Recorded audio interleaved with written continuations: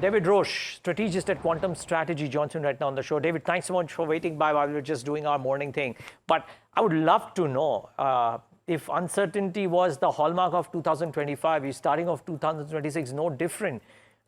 What does this mean for anybody who's looking at global risk assets? Okay, well, look, I'll put it to you this way. One of the most remarkable things last year, and indeed, in a way, for the last 10 years, is the divorce between market performance and macroeconomic uncertainty and geopolitical events. And I think in 2026, we're going to have lots and lots of macro uncertainty. Yeah. But I think there will be a difference. The difference is that there will be an economic cost that is so large that the markets will no longer be able to ignore geopolitical and macroeconomic events. That's going to be the big difference.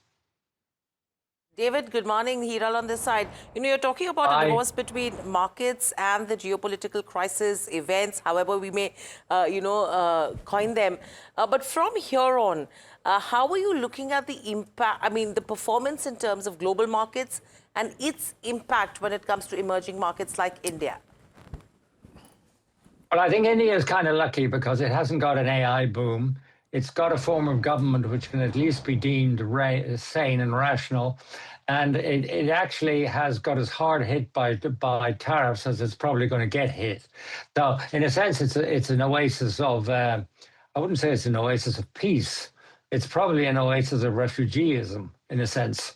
But I would say the big thing we're going to look at this year is the fact that nowhere else has got the same inoculation. And I'd say this, I'll give you a couple of examples. I think the collapse of the Iranian regime is on the cards. Ultimately, that will bring down oil prices by $10 to $12 a barrel. But the question is, will they cut supply through the Straits of Hormuz as a dying, panicked regime? That's one thing that could upset the markets in a big way.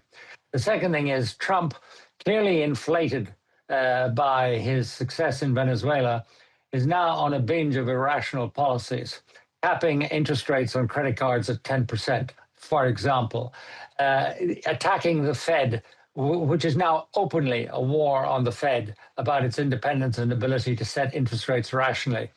If Trump wins that, which I think is highly likely when the current chair Powell goes, then of course you're going into a plummeting dollar, rising inflation in the US, and all the talk of markets being helped by lower interest rates will be out of the window. Because any cuts of interest rates, which the Fed does when it's being pressured to do so by Trump, will be seen as negative by the markets. And I can go on and on. So I would say, oh, by the way, I'll just add Europe, where I think Trump will turn down the peace plan and increase hostility and kinetic gray zone warfare in Western Europe, forcing Europe to make huge commitments in the very short term to its own defense. Yep. So add them all together, I think the big difference is that these things are going to impact markets because they are too big to be ignored and they involve financial costs.